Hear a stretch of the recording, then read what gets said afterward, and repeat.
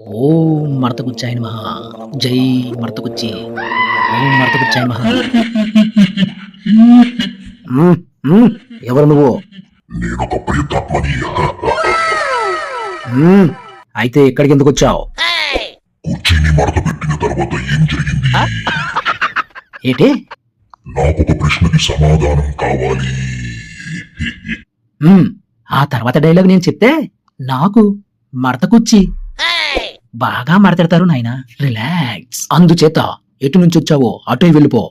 ఆ డైలాగ్ నీకు అనవసరం. హ్మ్, మడత పెట్టిన తర్వాత ఏంటి? చచ్చిన వాడికి ఆ డైలాగ్తో నీకేం పని? పైన ప్రశాంతంగా ఉండొచ్చుగా.